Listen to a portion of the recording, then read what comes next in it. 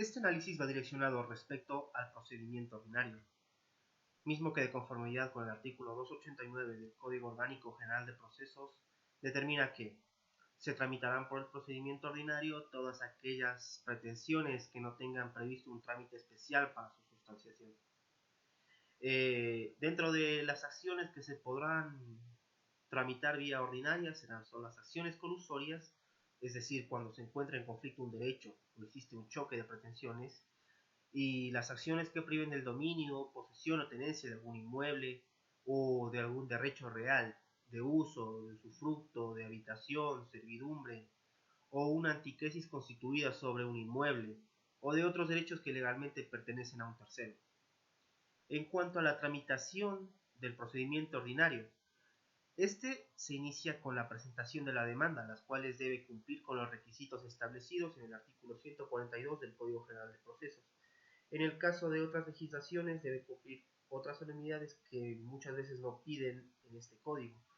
En cuanto está presentada la demanda, se procede con la calificación de la demanda, en la cual el juzgador en un término máximo de 5 días examina si cumple los requisitos legales, generales y especiales que sean aplicables a este caso. Si los cumple, calificará la demanda y dispondrá la práctica de las diligencias solicitadas. Si la demanda no cumple los requisitos, la o el juzgador dispondrá que el actor complete la demanda en el término de 3 días. Si no lo hace, este ordenará el archivo y la devolución de los documentos adjuntados a él, sin necesidad de dejar copias. Una vez admitida la demanda, el juzgador ordenará que se cite a los demandados con el contenido de la misma. Posteriormente, la o el demandado tendrá 30 días para presentar una contestación. El término contará desde el día que se calificó y se practicó la última citación. En cuanto a la contestación de la demanda debe presentarse por escrito y cumplir los mismos requisitos que se previeron para la demanda. La parte demandada deberá pronunciarse de forma expresa sobre cada una de las pretensiones por la parte actora sobre la veracidad de los hechos alegados en la demanda y sobre la autenticidad de la prueba documental que se haya acompañado, con la indicación categórica de que lo que se admite o se niega sea veraz. Deberá además deducir todas las excepciones de las que se crea asistida contra las pretensiones de la parte actora. Con la excepción de su fundamento fáctico, las excepciones podrán reformarse hasta antes de la audiencia preliminar. En el término de 3 días de calificada la contestación, se notificará con su contenido a la parte actora, que en un término de 10 días podrá pronunciarse con nueva prueba para que se refiera a los hechos expuestos en la contestación. Cuando la o los demandados son varios, se reconviene al actor o al juzgador. En los 3 días siguientes se notificará y se concederá al actor el término de 30 días para contestarla, previamente a sustanciar el proceso. La o el juzgador calificarán la demanda, la contestación a la demanda y la reconvención. La contestación a la demanda y la reconvención son temas que van de la mano.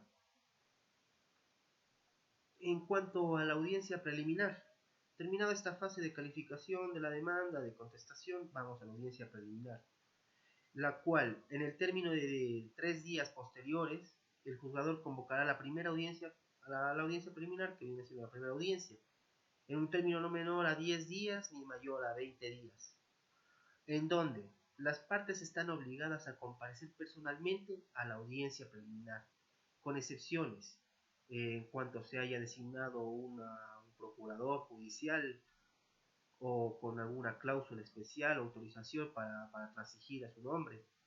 En cuanto a la audiencia preliminar, se debe desarrollar en base a las siguientes reglas. Primero, instalada la audiencia, el juzgador solicitará a las partes se pronuncien sobre las excepciones previas propuestas. De ser pertinente, debe resolverlas en la misma audiencia.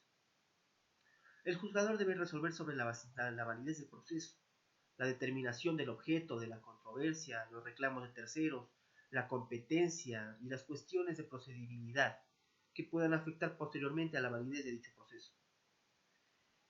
La nulidad se debe de declarar siempre y cuando pueda influir en la decisión del proceso o provocar indefensión. Luego, el juzgador debe ofrecer la palabra a la parte actora para que exponga los fundamentos de su demanda. Luego intervendrá la parte demandada, la cual expondrá la parte fundamental de su contestación.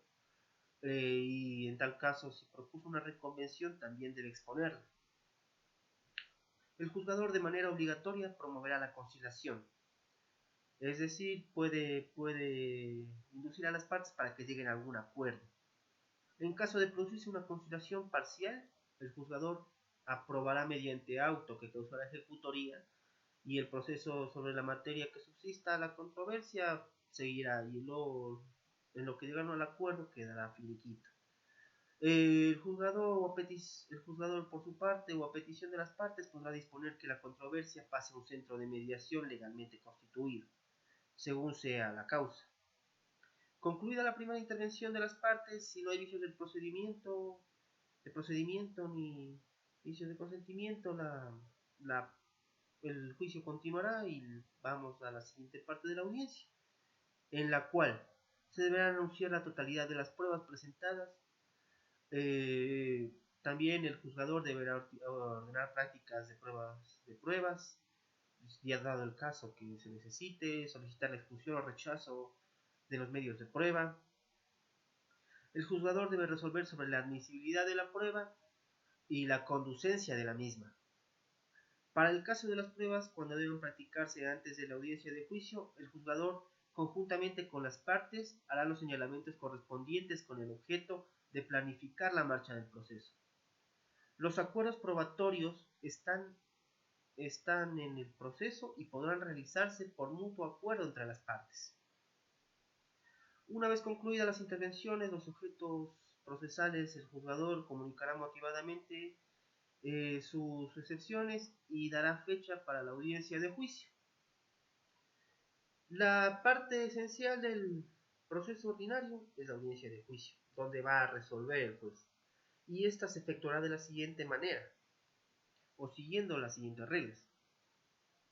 El juzgador declara instalada la audiencia y se dará lectura de lo que se ha citado en la audiencia preliminar. El juzgador ordenará la práctica de pruebas en el orden solicitado, primero la parte actora o la parte demandada, según el orden que ellos hayan dispuesto. Los peritos o testigos deberán ingresar al lugar donde se realiza la audiencia cuando el juzgador lo disponga, en cuanto a las pruebas ya se estén actuando. Los testigos o peritos podrán firmar su comparecencia en el libro de asistencias que lo lleva el secretario de la audiencia. Actuada la prueba, la parte actora y la parte demandada de existir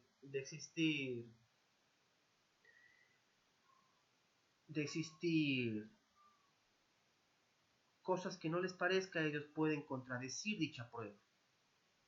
Terminada la intervención de las partes, el juzgador suspenderá la audiencia para que éste pueda tomar una decisión.